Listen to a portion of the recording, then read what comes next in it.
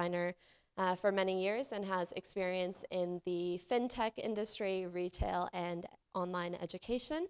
Please help me welcome David and Reza.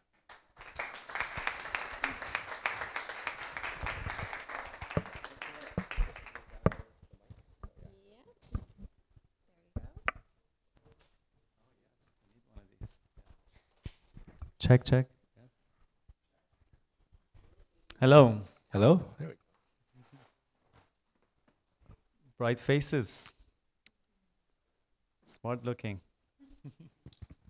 All right. Good evening, everyone. Thank you for coming. But I think, first of all, let's give a round of applause to the team at Miami Ad School for hosting this. The team has worked, many days and weekends to kind of bring this together, but also consistently bring some fantastic content and connecting kind of the larger design community at Toronto with some of the most interesting organizations and leaders in the field. So Reza and I are very honored to be here tonight to kind of share with you some of our personal experience, career experiences, of the world of digital that we live in, but more so within the category of experience design. And so we have a bunch of slides. Hopefully they're interesting. Love to kind of take some of the questions as you guys go through the slides, but also specifically afterwards. And we know that some of you have left questions for us from the event sign up. That said, we'll kind of jump into it. Thank you, Munir, again, for the warm introductions. We're very, again, humble for that.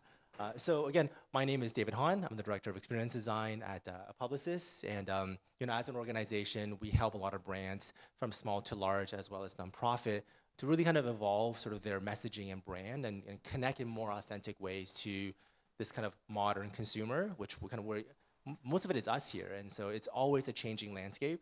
And we're always challenged to find ways to, solve for that in digital. And so I'll turn it over to Reza to kind of. Thank you, David. Yeah. So my name is Reza Mostmand. I've been with Publicis as well, work alongside David. And my experience, just to share a little bit of the background that I've had. I've been both the UI and the UX designer, so the experience design, for the past 16, 17 years. Been in the fields of financial technology, education, and so been in diverse fields and background. Recently, I've been with a consulting firm called Avanade. And Avanade is a child company of Microsoft and Accenture, so they have a very interesting consulting culture with their designers. Yes, and with Publicis, we've also been involved with many wonderful projects. I also have to say that it's wonderful to be here, specifically at this school, knowing that academy, the Miami Ad School only gets in touch with people that are in the flag holder in this industry, and really picks their brain and learn and really try to bring about or share the latest and the best from the field. So grateful to be here. All right, so we'll just kind of jump into it. So today we're here with you. There's about 5 chapters we'll kind of go through. I think they're kind of connect together. Again, if you guys have questions, write them down. I'd love to kind of, go through it. But I think when we think about experience design, there's definitely a lot of different variations, semantics around what it is, how it works. Is it digital? Who does them? How do you get into it? As a working professional, how do you potentially pivot or augment your current skill set to kind of invest into this? And also, what does it mean in terms of just modern consumers? So, because we're also, the end users of everything that we're talking about. So I guess to kind of frame it up, I would definitely go back about 25 years to much of sort of a previous age, as we call it, kind of the information age. So, rather than me kind of talking about it, I found some going through like the internet of like just going through Google and Google, I came across some really interesting videos that kind of might say it better than I do, or I can. Back now, 56 past, I wasn't prepared to translate that. That's that little right. mark with the A and then the ring around it. At? See, that's what I said. Katie said she thought it was about. Yeah. But I'd never heard Or it. around I'd never or heard it about. said. I'd always That's seen the right. mark. There it is. At amfeedback.com. I mean, What what do you is say to that, internet Allison? anyway? What do you write to it like mail? There's Allison. Can you explain what internet is? See, that's what I said. What do you mean there's nothing under the hood? Katie said she thought this was a car. Yeah. And it's built using wind? Like from a windmill? Or a fan, or a turbine, or a fan vine. I mean, what is I3 anyway? Allison, can you explain what I3 is? The all-electric BMW i3, built in a wind-powered factory with the strength of carbon fiber and BMW performance. Come on, loosen up, Gumbel. Can you twerk? Maybe. So that was 1994. I mean, so let's fast forward about 15 years into, I guess, the future for that time period. Let's take a look.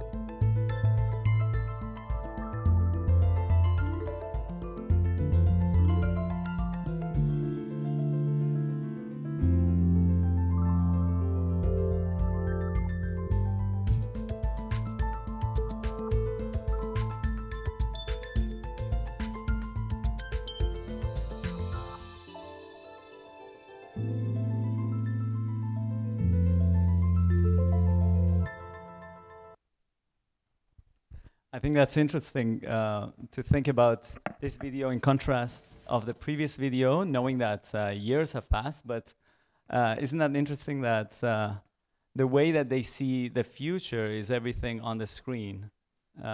So that's one of the interesting factors of how they saw the future in 2010, knowing that it was just a few years after Steve Jobs just showed everyone the iPhone. Yeah, and it's fascinating when you think about this is 10 years ago, and so how much have changed since then. And I think the next video kind of fast forwards us to 2 months ago in January at the Consumer Electronics Show in 2020.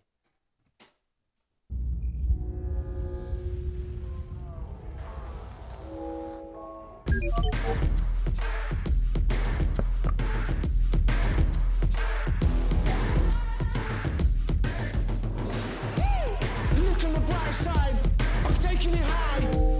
Look in the bright light, I'm losing my sight. I'm keeping it burning, I'm hotter than ice. I'm climbing the high rise, I'm sick of this hype.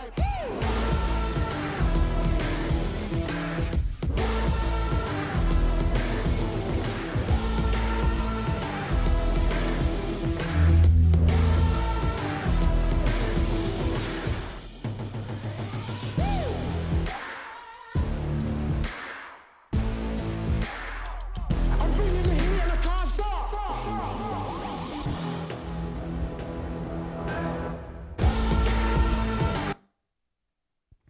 So like, I find that fascinating. I mean, as Reza mentioned, like, the video before that, everything was on a surface, everything was a screen, and all of a sudden, fast forward 10 years later, so much of that technology has really matured or have been adopted, and in fact, it's actually, receded in the background. Everything was physical, everything was sort of, integrated with sort of you and I as a human person. And whatever they have at the end there, the little yellow ball, I really want one. Yeah, so it's amazing again to think about that's just a sliver into sort of how much we've progressed in that 25 years or even in that kind of last 10 years. But I guess if we pause for a second and think about it, you know, all of that evolution was in service of something. And I think most of us are dealing with brands and products of today. And so there's a lot of challenges that everyone is trying to solve for. In fact, most brands are looking at this equation and trying to figure out like what's our priority? How do we kind of, you know, how do we kind of sort of figure out the next thing? And so some of the challenges they have is around, you know, data, consumers in terms of their perspectives on, you know, giving back, climate change, whether it's, you know, design systems, mobility, AI, machine learning, loyalty. Yeah. So it's all really fascinating, and yeah, I think often we can get lost in it because we then look at ourselves as like, where do I fit in this equation? What is it as designers, as creatives, you know, what are we solving for? We actually have a perspective, and we think that what we're actually solving for is attention. So when we think about attention, you know, there's this sort of framework, which is really, you know, the brands and products today are genuinely struggling to match the speed in which everyone here has grown up in, and it's in fact changing, you know, all the time. It's a bit of a moving target, and it's a genuinely a frustrating experience for brands to be in this world. And that's really because, like, as people, we're always connected, we're always distracted. And with that, you know, our attention spans are now only about 8 seconds long. Yep, and I think we're, according to this, we're probably taking so long. We probably need to move on. All right. It's point taken. But I really, I think we see that struggle. We see that the access of information, you know, is really the source of the distraction. And so if you think about that for a second, you know, 21% of millennials open an app 50 times a day. That's a single app on a given day. Like for you, for us, is that TikTok? Is that WhatsApp? Is that Instagram? You know, what is that? Beyond that, we also are pulled into that experience through the notifications. I mean, on average, we're getting 46 app notifications per day. We're spending about 6 hours of screen time from the moment that we wake up to the moment that we put our phones under our pillow. Maybe that's just me. But if you look at like myself, that's my screen there. It's like last Wednesday, you know, I think I got 222 notifications, and it's pretty good, right? That's it. I mean, they're not all invalid. They're valid stuff that we also are engaged with. Yeah. Just as a note, mine was 217, I think. So I think I win, or I don't know who wins in here. I don't know. It's a tie. I don't know. Yeah. We both win. Maybe it's bad according to 46 is the average. I mean, 222. Ooh. What is that? It's like Outlook, Messages, Slack. It's like half of it is probably from you. Yeah. Yeah, potentially. So like if we kind of move beyond mobility, if we think about kind of a larger ecosystem that we kind of all live into in a multi-device world, either you're in the Android ecosystem or in the Apple ecosystem, on the home front, there's also a war going on because then, you know, on average, there's more than 11 devices connected at home. And all that really means is more distractions. So if you think about, do you have a Switch, do you have a PS4, do you have an Apple TV, do you have a smart ... like an Alexa or a Google Home? So all of it is kind of pulling our attention away from sometimes just a genuine human interaction. You know, how many of you have been through social context at a restaurant? It's like, all right, everyone, put away their phone, you know? Or, you know, you've been to like events or wedding where it's like a disconnected wedding. Everyone's putting it into like a box or a basket. People are generally trying to fight back in terms of how do I keep attention on what's actually happening? We also think about this rabbit hole that we go into. As we go into sort of the world of digital, we're also in search. So much of it, all of us, we're always searching. Like that's kind of a true statement. And so just think about how much, how about this? You know, Reza, what's your browsing history? Can I see that? Well, can I see yours? No. Can I see anybody's? No. But you can see mine. It's in incognito mode. So you don't have none? I'm off the grid, except for the camera here and the live cast. I mean, you genuinely think about that for a second, right? And this is just yesterday. This is the actual live search on Google, around 7 p.m. So it's just fascinating. James Lipton, he just passed away. And I think the fascinating stat is, I mean, we're looking at 17 million Google searches per day for Canadians. It's just an astonishing number. I think if you add it up, it's like, what, 3.5 billion searches per day on Google across the world? Globally? Yeah, globally, yeah. Yeah. It's 3.5 totally billion. Bananas, right? Bananas. Yeah. We also think about, other distractions in terms of ones that we're not inflicting on ourselves, in that, every day we're kind of exposed to more than 7,000 brands from the minute that we wake up to when we're going to bed. I mean, you guys probably relate, but in my kitchen alone, I was exposed to like 18 brands just in the kitchen cupboards and things. So it's easy to catch up to this number. So the last few slides is like, well, what's the so what in all of this? Well, what's the point of stats? And it's really around the notion of our limited attention. And we think there's a genuine, as we said earlier, there's a challenge that's a commonality, regardless which industry we're working in, what age or ethnicity or whatever. It's always the same, which is around the attention that we're lacking, or rather, the attention is a new commodity. And we think about commodity in the same sense, like water, air. There's a finite number of things, or gold, for instance. That commodity has a limited resources, because again, 24 hours in a day, we'll wake up, we'll do our stuff, and really what's kind of left within sort of the time that brands and products are trying to connect with us. How much attention, if I'm a brand or a product, do I have of your attention? Even the number of seats in here, it's limited. Everything is limited. So it's interesting to think about, the attention that we're trying to grasp as brands in that way. And so when you think in that sense, of anything that has a limited or finite number, there's a notion of scarcity, and that scarcity has an equivalent value. And so that's kind of a given thing: copper, silver, gold, platinum, diamond, so on and so forth. And in fact, maybe our own attention or availability of attention is probably the most scarce item. And that's something each and every one of you own that. And you decide within your control who to give it to and how to give it to and when to give it to.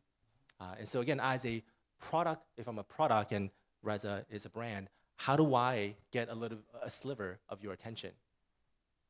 It's a challenge. I don't envy some of our clients that we are working in partnerships with, trying to achieve that on a daily, weekly basis with limited resources and funds. And also how designers in this day and age are kind of expected to kind of work towards that massively challenging goal.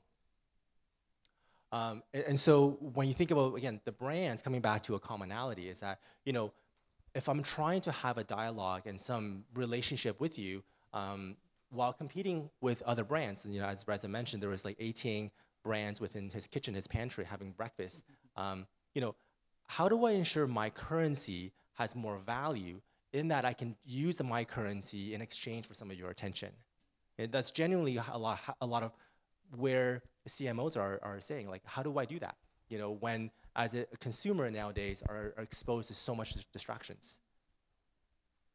And so we believe that there's a new currency that's really called experience. And it's a fundamental shift in how we go about solving problems today before the future. So let's do a pivot. So we talked a lot about attention. We talked a lot about the scarcity of that, and also the amount of information really around kind of, if you go back to the first video from 1994, it's really the age of information, right? That access of instantaneous access, going through Wikipedia, you kind of just end up in a sea of information. If you go through YouTube, you could be at a really weird place in YouTube if you keep going through the recommendation engine. And so ultimately, becoming at a point where, experiences. And this next chapter talks about experience over things. So we can't really talk about this particular topic without unpacking some of the cultural shifts that's happened over the past 10, 15 years. I think most of us kind of fall in sort of this particular realm. And there's a shift in the landscape that has changed the way we think about material objects and their relationship to us as a person and as an individual, as a consumer. And so we're at a stage where acquisition of objects are no longer associated with class or status. If you think about some of the things that's happened, as shifts in culture, if you look at 2008 with the financial crisis, so much of the wealth of our parents' generation, categorically speaking, was eviscerated, just vaporized so quickly. And the whole construct of building wealth for the future, went away with that.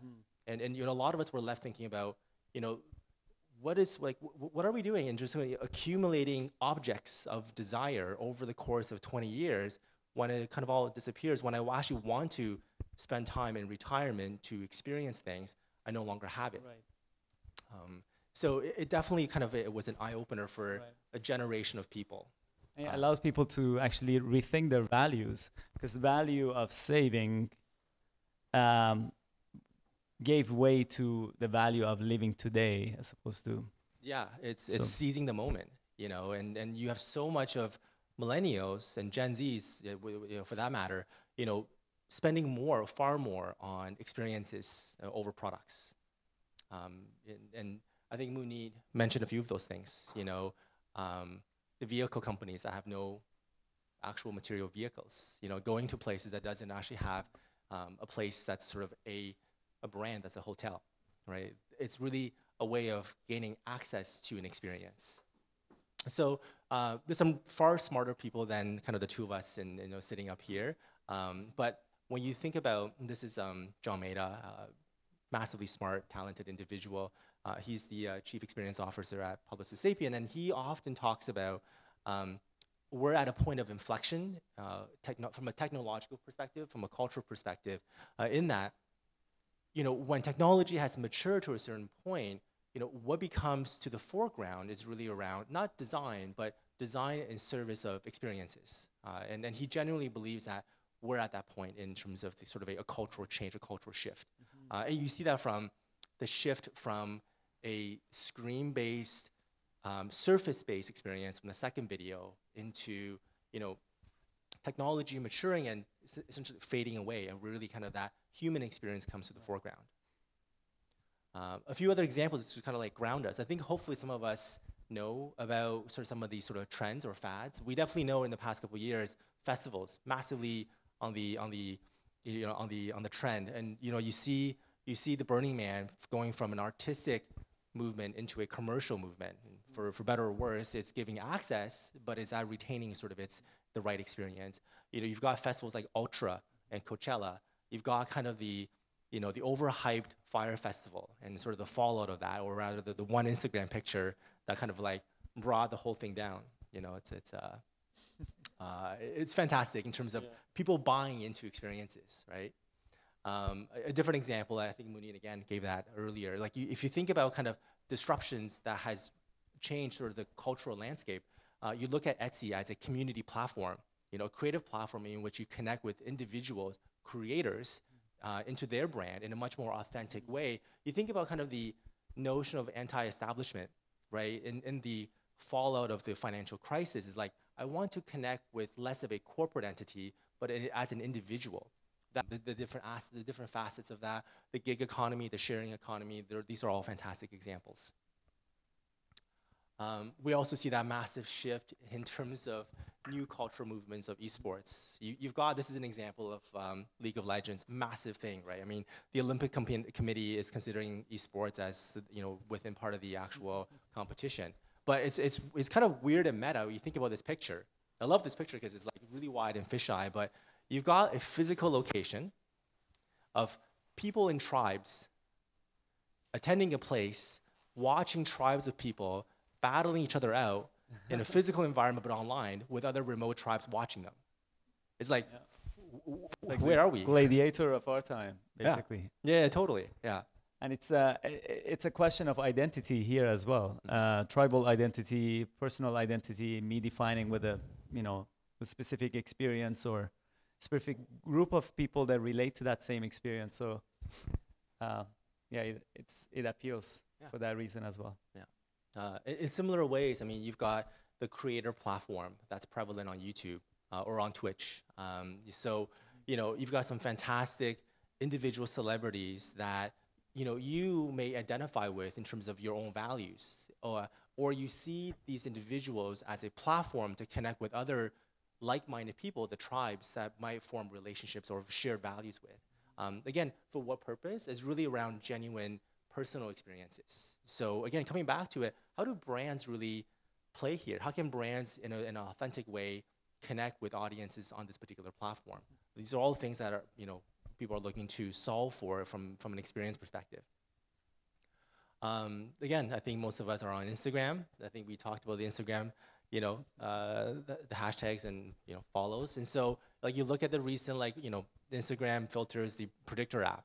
I think I ended up being a Dory, I think, randomly. Yeah. I think I was Abu from Aladdin. Nice. Yeah. I think Dory fits me because, like, my attention span is really short. Yeah. Which is why I need slides to kind of make sure I'm on track. I keep finding you. Like, it's hard to find you sometimes. Yeah. Just go around. Maybe that's why I have, like, so many notifications from you.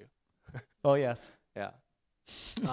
And so it's funny because also you look at the old age app. I mean, I think so many of us were, like, super hyped on it. We started using it, and as soon as we found out that all the data was going to Russia, we're like, delete. Yeah. But again, like, you think about, well, why are we on these platforms? So we're on here because these are for experiences. We have Instagram as a product, but really is access to a type of experience that we resonate with. And we see that experience as a reflection. We were looking at a mirror of perhaps ourselves through kind of a digital portal. This one I'm really passionate about, Omaze. We talked about disruptions in space. We have a particular client, a Publicis, and in the lottery category, most of us, well, actually, here's a question. Who's bought a lottery ticket in the past 4 weeks? The 1%, but you're like old. you don't fit in this category. I just want that. No, yeah. Well, that's exactly, like, we have that data from our client in that nobody here plays the lottery. And so, well, why is that? Well, because people are now looking for monetary things. People are looking for experiences. Like Omaze in the UK has disrupted the lottery category. So rather than winning a bag of money, you win experiences with celebrities for a good opportunity. So whether it's to go, show up at the premiere with Thor, or have a ride with Casey Neistat before he moved to LA, to win his Tesla Model 3, I think it's a Model 3, and a whole bunch of money in the front, in the front trunk. Is it a front? Frunk, yeah. But these are all experiences. I mean, like, what is that worth to you? It's invaluable as an Instagram selfie. It's true, right? I mean, I would totally get a Casey tat somewhere, So, this is another great example. I think you have a heart for it. Yeah. So, I mean, Apple Store, probably most of you are familiar with the experience of being in that environment where they have shifted from, solely for the environment to be about product to also be about experiences. The experiences that are inclusive. You go and you learn a ton from geniuses and from, anyone that's there to share a great many lessons to all kind of ages. So inclusive, they make sure also throughout all these experiences that the brand is stated. So it is basically the environment of today with the notion of experience attached to it. So you think about kind of some of the examples that we just talked about. Yes, we live through them. These are specific instances, and we perhaps have has meaning to us. But you kind of zoom out for a second from a brand perspective, and what they're trying to achieve. And there's a belief in that an experience platform is massively powerful in this day and age, given kind of the cultural shift in thinking and the change in values as individuals. And in that, it creates lasting memories because we as individuals, we pursue them based on our own values, and our values is what drives us. We experience these experiences with others. We can invite them to join that, or we can connect with others through it. Or that particular experience that we have also identifies who we are from a resonance perspective, looking back at us. So it's really interesting as a point here. And here I want to do a pause as well, because we think about experiences, we talk a lot about experiences, but when you come back to it as the goal of designers, so the million-dollar question is, how do you design for experiences? And so we definitely want to get to that, but I think a segue into, or a highway on-ramp into that topic is we have to also take into account what are experiences? You saw experiences as example, but what are they truly? And so, fantastic TED speaker, again, massively smart, but there's a construct that he's really demystified for me from one of his TED Talks, and really thinking about it is that, we end up choosing the experiences not based on what they are, but based on the memories of experiences. So if you think about going on to a recent trip, you might not remember the entirety of the trip from day 1 to day 7 in terms of an itinerary. You remember flashbulbs of them, these like particular memories. And for me, like as an analogy, if you guys have seen Inside Out from Pixar, right? Like they talk about core memories, and then the other ones that are the kind of disposable, kind of go get shelved. Right? You think about, it's the memories that we have of these experiences that really stay with us and resonate with us. So then the question becomes to all of you in the room is, as creatives, as designers, or just as design thinkers, problem solvers, you could be a technologist, then the question is then how do you influence emotions, which then drives that experience? Right. So the way I would sum this up is that we are kind of the total sum of the experiences of our memories of our experiences, as individuals. So as a brand, then how do I connect with you in a genuine way? How do I create memories with you so that you choose me in the future, or you choose to have a relationship with me in the future? So how do we design, how do we, as creators here, design for those kind of experiences? Yeah? Okay, so let's do a pivot. So we talked about attention. We talked about experiences. There's some sound examples in there. Let's talk about, some of the ways in which you can build for that, or some of the ways you could prepare yourself or use a framework to kind of get started. Of course, as Muniz said, it's hard for us to always unpack it in a session like this. There's definitely, I think we have a fantastic UX bootcamp, that will definitely unpack some of it. But at a high level, I wanted to kind of share some of the thinking to kind of guide us forward. But I think one of the profound examples that I came across recently, again, says it better than I think I can say it. So you should check it out. I heard someone say that we are the most lonely society in history.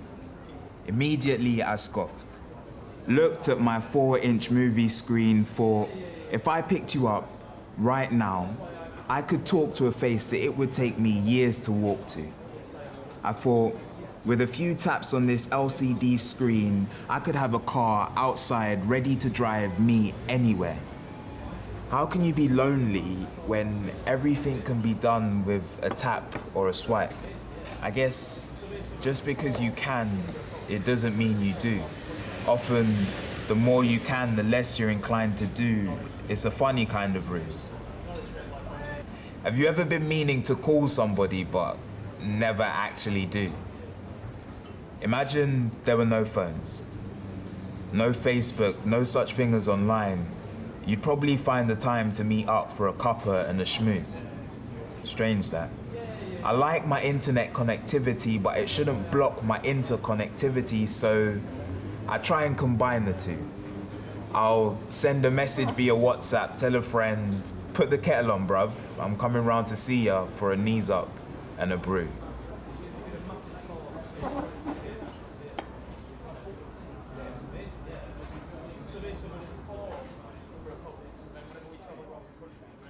Yeah, this is a great video that indicates, the appreciation that a UK bank has on experience.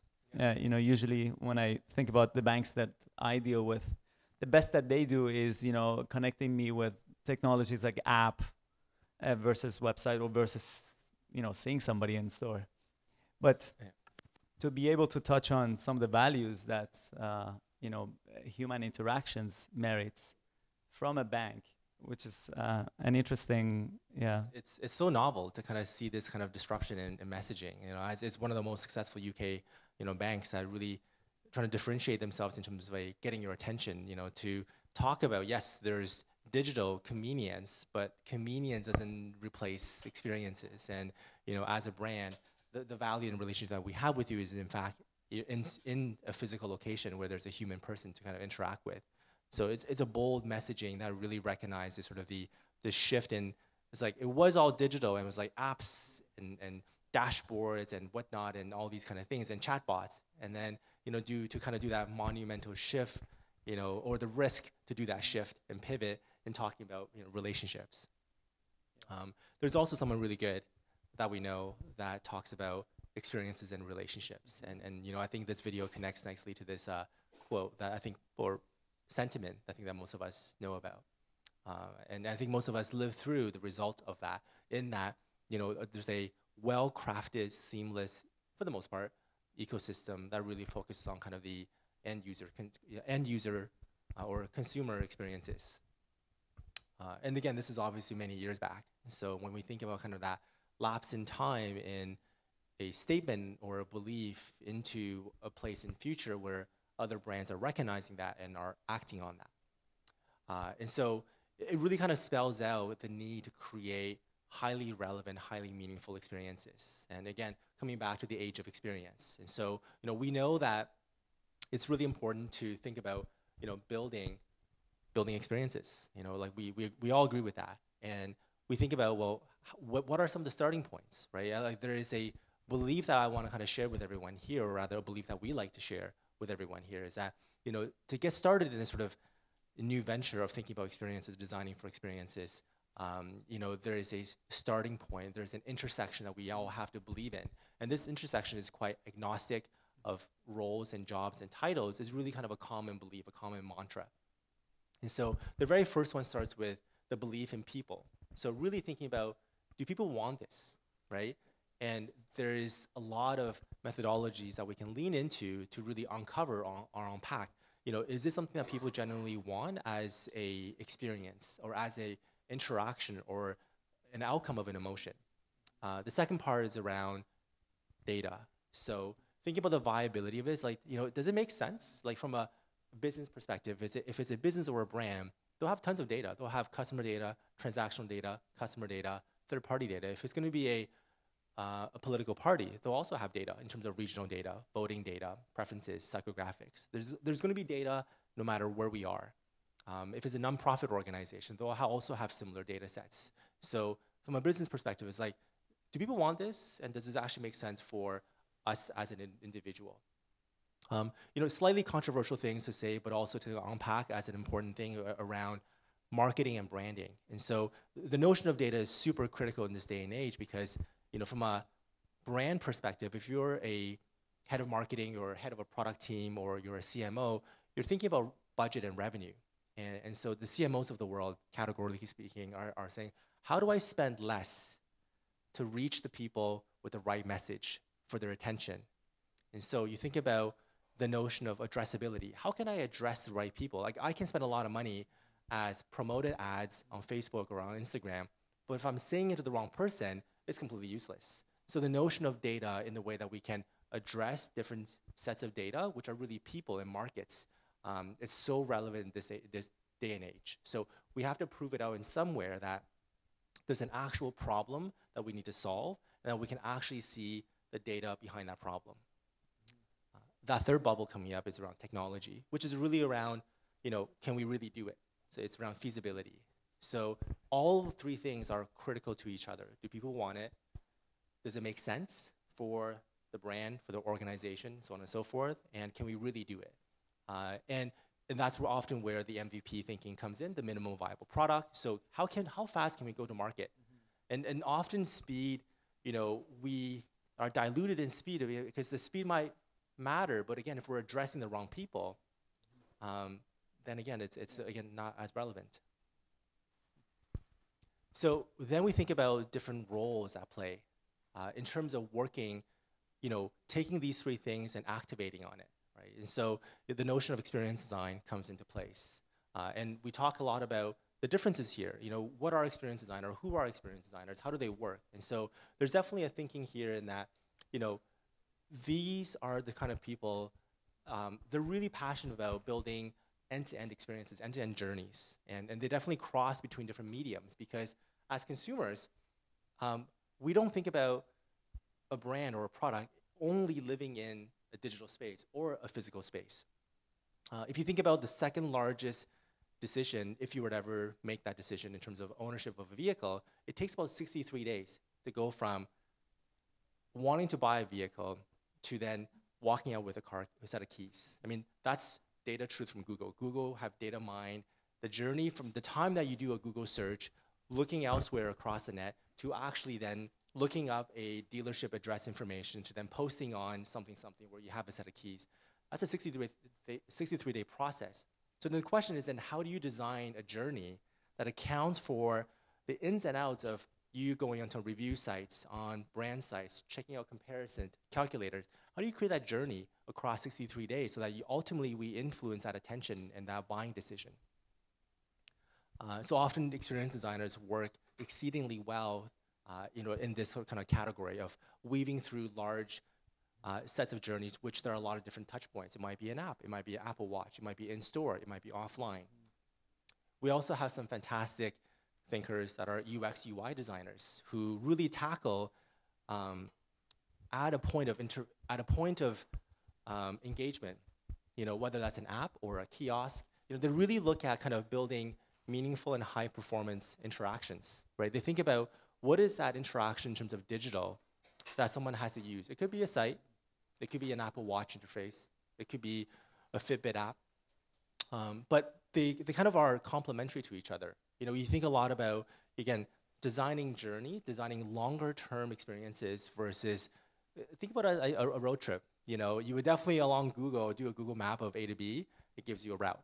But along that route, it has some key turning points, landmarks. So you think about that experience designer being kind of the one crafting that journey and some of the key pit stops you have to make. And those are really important moments to create. Because in the Apple example, there's a crossover between digital to physical.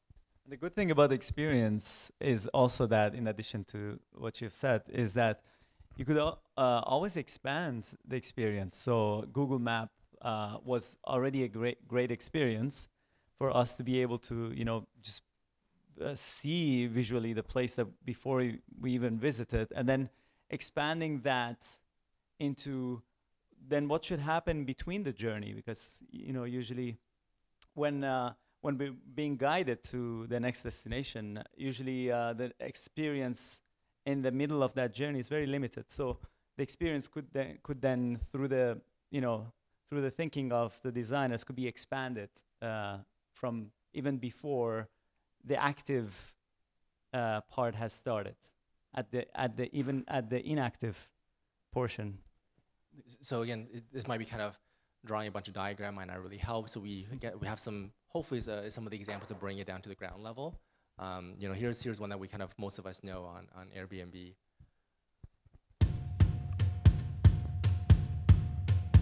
It's all about realizing that in the end we're not so different from each other. Everything is just beautiful.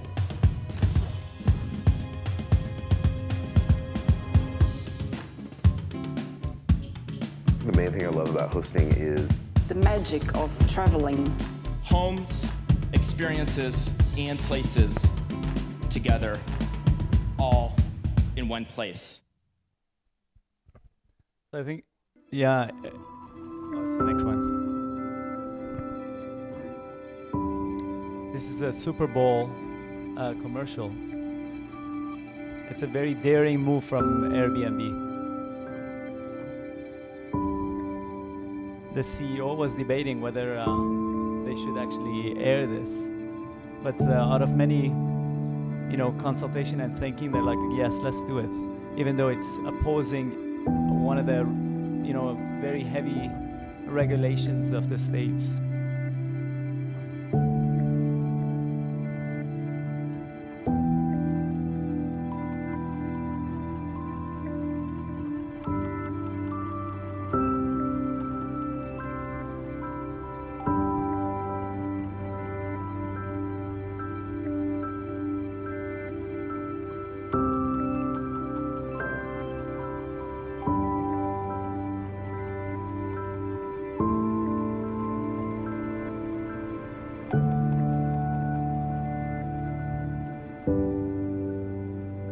Chills. Beautiful.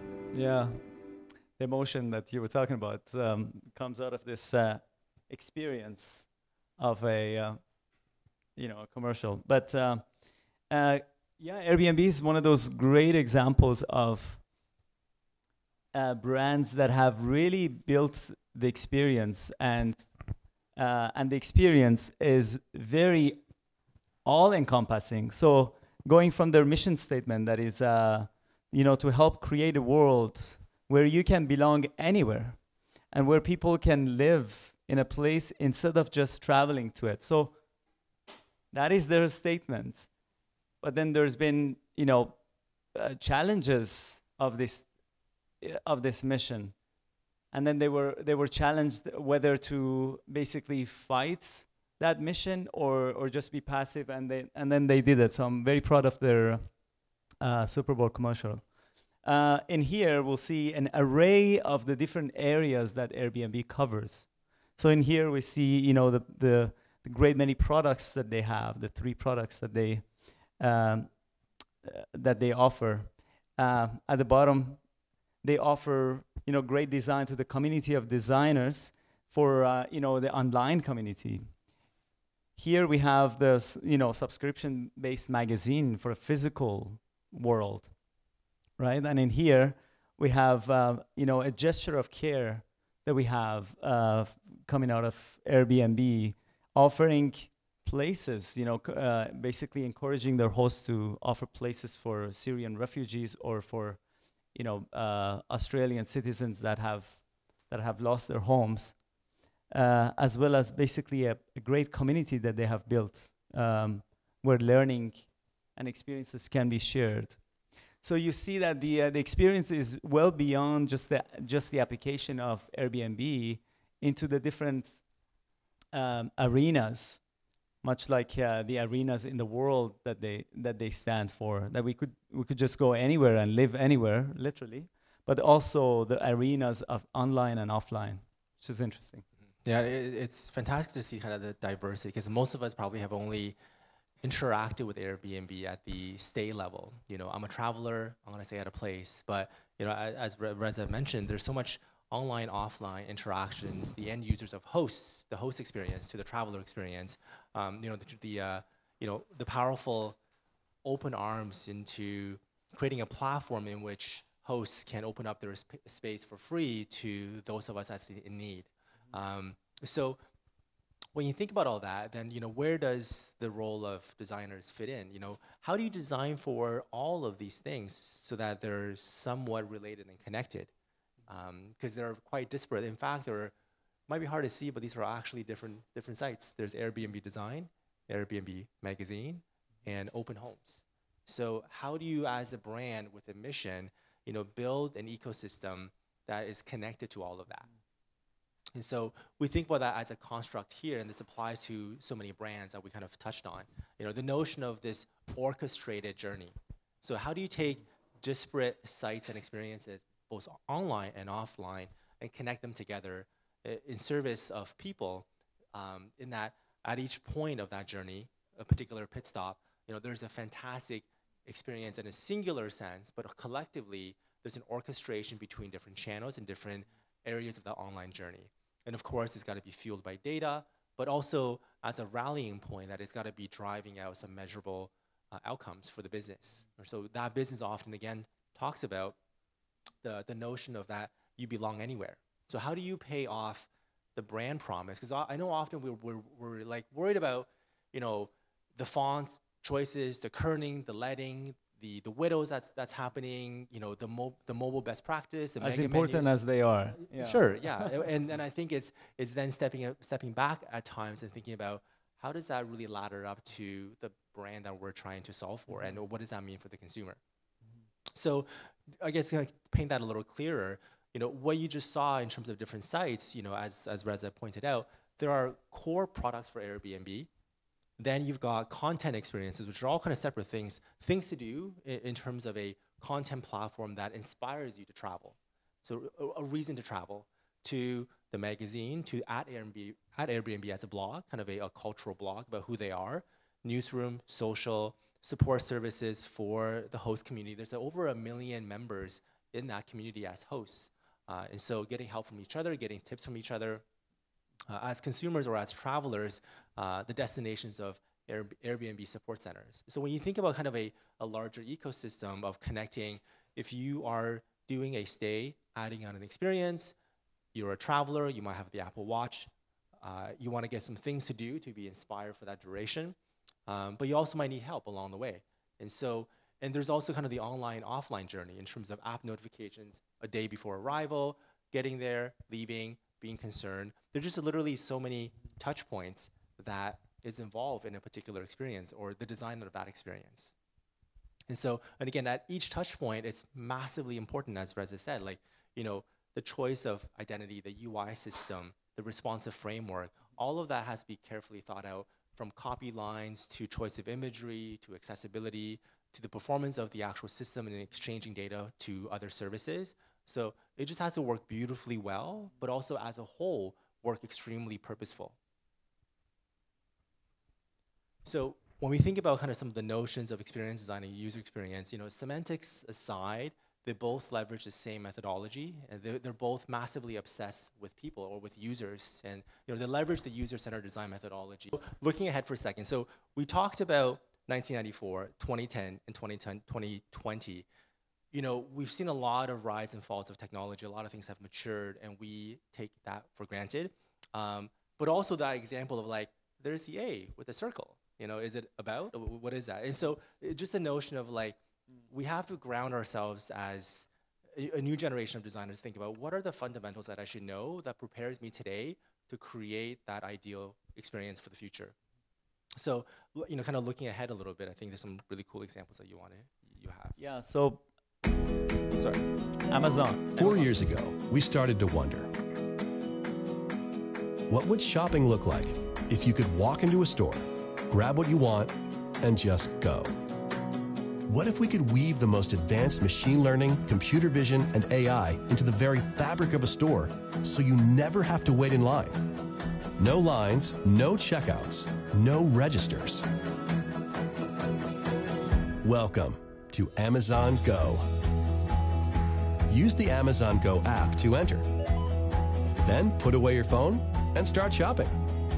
It's really that simple. Take whatever you like.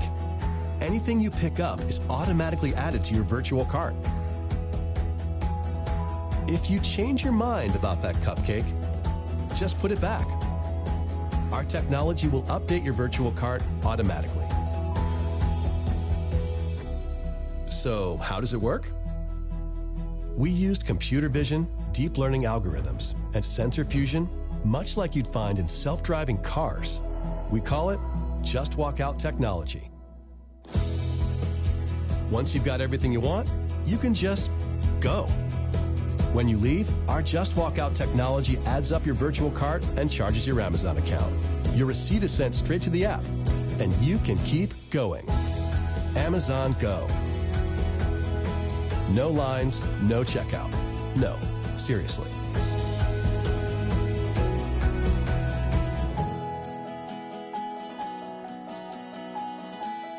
So you could go to many places to get the same food products, but because of the experience that you earn in here, that becomes the differentiating factor that causes attention to be grabbed towards certain brands over others. So this was a good example for that.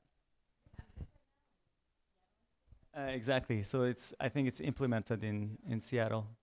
Yeah. As far as I know, yeah, it's still being tested. So data was one of the things that was important in expanding the experience.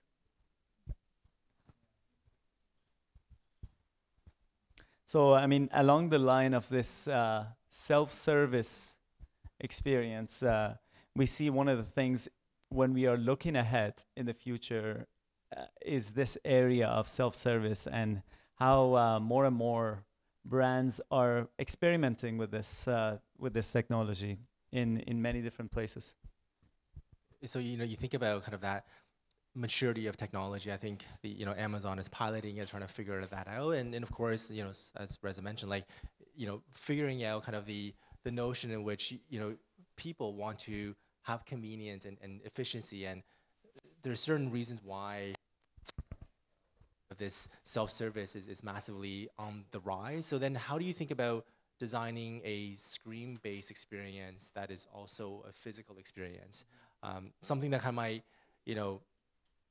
for you to kind of think about is the things that we can do as traditional services in this construct, because through sort of this screen, we're able to actually do hyper-personalization, because your experience at this kiosk is actually just yours. In the fact that if you have an online relationship with a brand, at the kiosk, you might get a coupon, a discount, or an offer that's exclusively to you. That is not something possible that could be done at scale through kind of a human interface. And of course, that human interface provides other values, but just the possibilities that this type of experience has in terms of changing the way that we engage with a brand. That was very much a flat, two-dimensional experience. When we think about MR, mixed reality, so let's forget about AR and VR, but let's think about MR for instance. Again, this is all kind of thinking about what's to come potentially, but when we think about kind of the engagement that people have in context of the physical world, as designers, how do we think about a interface, a user interface in terms of a journey in kind of a physical environment? How does that change the interactions between you and others in the room? How does that bring you together? How does it kind of drive kind of the, from whether it's esports, whether it's social sharing, whether it's sort of, collaborative building of something. It's fascinating to think about what this could be when applied correctly into a brand solution. But also then as designers, how do you kind of then change, your Sketch or Photoshop files from X and Y to X, Y, and Z? Right? What does that mean? Like, we don't know, but I think there's an interesting intersection that we may have to eventually face in terms of designing. And the tools may not be here today, but certainly there might be some reasons for investing and exploring this territory. Other things to kind of look at in terms of technologies. When we think about decentralization, we think about the notion of blockchain from a anti-establishment movement of distrust in information or privacy. We see a ton of disruptors in the space that will disrupt our current space, in the sense of, you look at newcomers like Steam. So I think most of us have read articles on Medium, right? It's a centralized organization. You can give a clap if it's a great article, but as a content creator on Steam, when someone gives you a clap, you actually pay in digital currency. Similarly for DTube, the decentralized YouTube. And so as a creator on YouTube, what you actually get is actually 90% of the profit. Only 10% goes towards the platform, which is almost a reciprocal effect from the current YouTube platform. DLive being Twitch equivalent, you've got Brave browser, which is again a decentralized browser on a blockchain technology, where the browser pays you in BAT, which is a token, and when you see an ad from an advertiser, you actually get paid to see the ad. So it's fascinating, because a lot of us are running ad blockers because we have no value. There's no value in the ads. But when you actually have a fair exchange of value, that experience suddenly changes. And last but not least, Golem as kind of a frontier for Airbnb in distributed computing. So when your computer's not running, working 8 hours a day, running Photoshop or whatnot, you're actually paid digital currency when it's actually helping other organizations process, let's say, protein folding or large data sets of processing. So really kind of about sharing your digital computing with others. So really fascinating spaces where this is technology that's hopefully maturing, but we don't know where that's going to go. But much like in 1994, we didn't know a lot of things, where things was going to go, even in 2010. And beyond that, you've got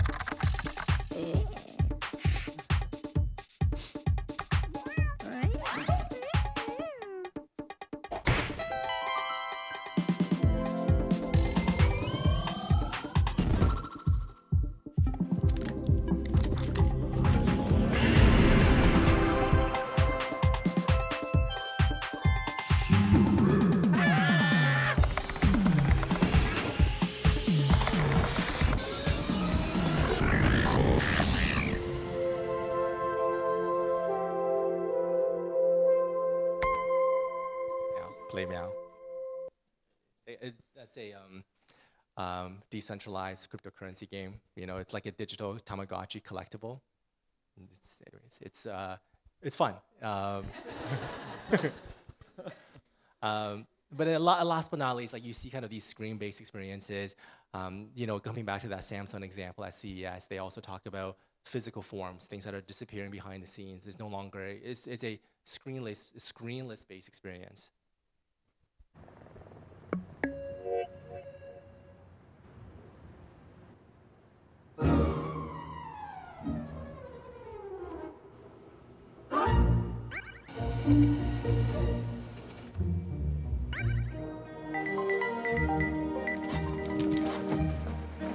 Hi, Bali.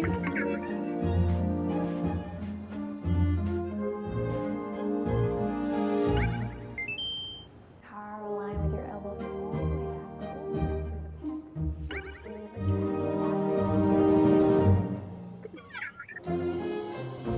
Goodbye, Bali.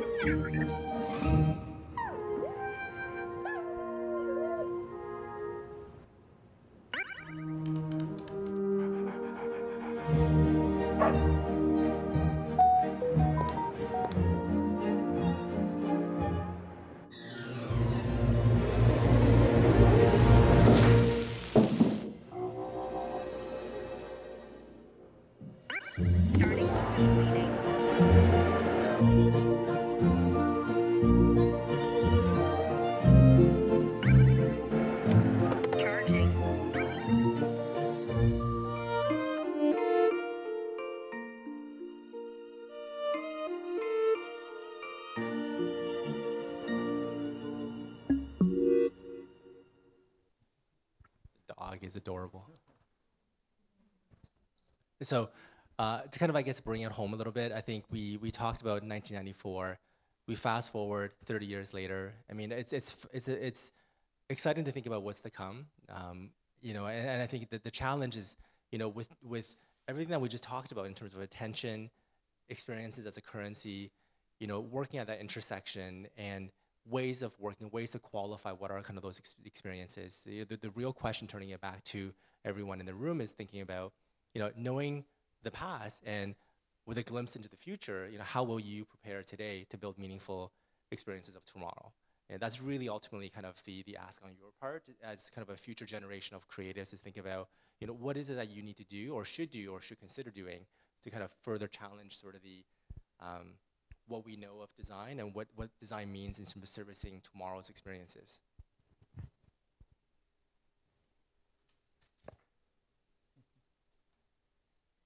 Break time.